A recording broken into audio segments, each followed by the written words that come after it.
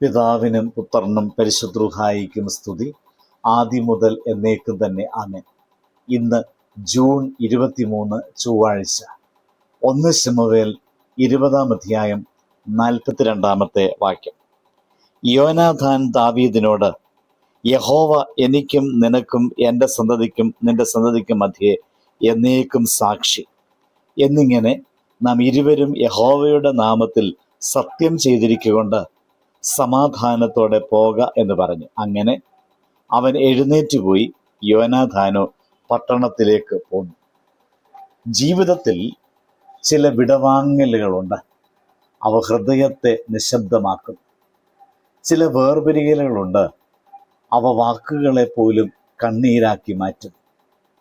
യോനാഥാനും ദാവീദും അത്തരമൊരു നിമിഷത്തിലാണ് നമ്മുടെ വേദഭാഗത്തിൽ നിൽക്കുന്നത്. ഒരു വശത്ത് മരണഭീഷണിയിൽ നിന്ന് ഓടിപ്പോകേണ്ടി വരുന്ന ദാവീദ്, മറുവശത്ത് സ്വന്തം പിതാവിൻ്റെ അരമനയിൽ നിന്നുകൊണ്ട് സുഹൃത്തിനെ രക്ഷിക്കുവാൻ ഹൃദയം കീറുന്ന യോനാഥാൻ. അവർ പരസ്പരം ആലിംഗനം ചെയ്യുന്നു, അവർ കരയുന്നു, അവർ മൗനമാകുന്നു. എന്നാൽ ആ മൗനത്തിനിടയിൽ ഒരു ശബ്ദമുയരുന്നു, യഹോവ നമ്മുടെ മധ്യേ സാക്ഷിയായിരിക്കട്ടെ. എത്ര മനോഹരമായ വിശ്വാസം!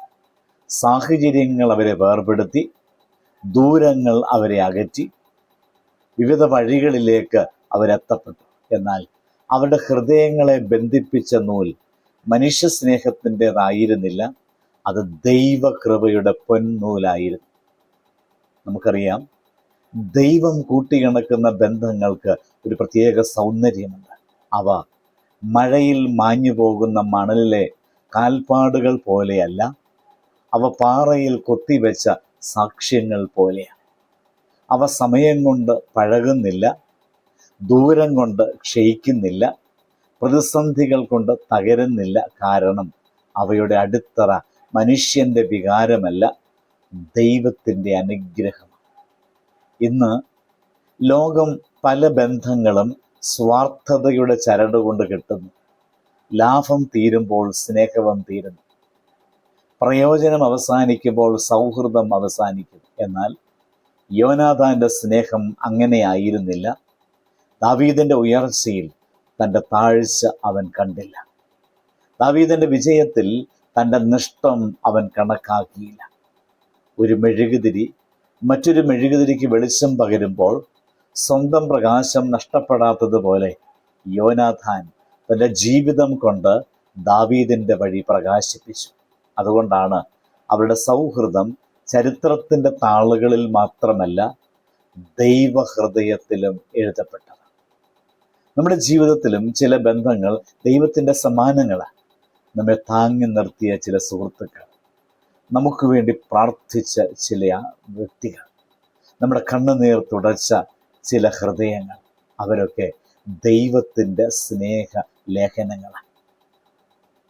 ഈ വചനം നമ്മെ ഓർമ്മിപ്പിക്കുന്നത്, മനുഷ്യർ ചിലപ്പോൾ നമ്മിൽ നിന്നകലാം, പ്രിയപ്പെട്ടവർ വേർപിരിയാം, കാലം പലതും മാറ്റിമറിക്കാം. എന്നാൽ ദൈവത്തിൽ സ്ഥാപിക്കപ്പെട്ട ബന്ധങ്ങൾ ഒരിക്കലും അവസാനിക്കുകയില്ല. കാരണം അവയുടെ മധ്യേ മനുഷ്യൻ മാത്രമല്ല, ദൈവം തന്നെ സാക്ഷിയായി നിൽക്കും. അതിനാൽ ഓരോ ബന്ധവും ദൈവസാന്നിധ്യത്തിൽ സമർപ്പിക്കാം, ഓരോ സൗഹൃദവും ദൈവസ്നേഹത്തിൽ വിശുദ്ധീകരിക്കാം, ഓരോ ഹൃദയബന്ധവും സ്വർഗത്തിൻ്റെ സുഗന്ധം വഹിക്കുന്നതാക്കാം. അപ്പോൾ നമ്മുടെ ജീവിതവും ഒരു നാൾ യോനാഥാൻ്റെ വാക്കുകൾ പോലെ സാക്ഷ്യം പറയും, യഹോവ എനിക്കും നിനക്കും മധ്യേ എന്നേക്കും സാക്ഷിയായിരിക്കട്ടെ. പ്രാർത്ഥിക്കാം. സ്നേഹനിധിയായ കർത്താവേ, ദാവീദിനും യോനാഥാനും ഉണ്ടായിരുന്ന വിശ്വസ്തതയും സ്നേഹവും ഞങ്ങളുടെ ജീവിതത്തിലും പകരണമേ. ഞങ്ങളുടെ കുടുംബങ്ങളിലും സൗഹൃദങ്ങളിലും ജീവിതങ്ങളിലും നീ കേന്ദ്രസ്ഥാനത്ത് വാഴണമേ. സ്വാർത്ഥതയെ നീക്കി പരസ്പരം സ്നേഹിപ്പാൻ, പിന്തുണയ്ക്കാൻ ഞങ്ങളെ ശക്തരാക്കണമേ. ദൈവസാക്ഷിയായി സ്ഥാപിക്കപ്പെട്ട ബന്ധങ്ങളിൽ വിശ്വസ്തരായി നിലനിൽക്കുവാൻ ഞങ്ങളെ സഹായിക്കണമേ. ആമേൻ. ദൈവം അനുഗ്രഹിക്കട്ടെ.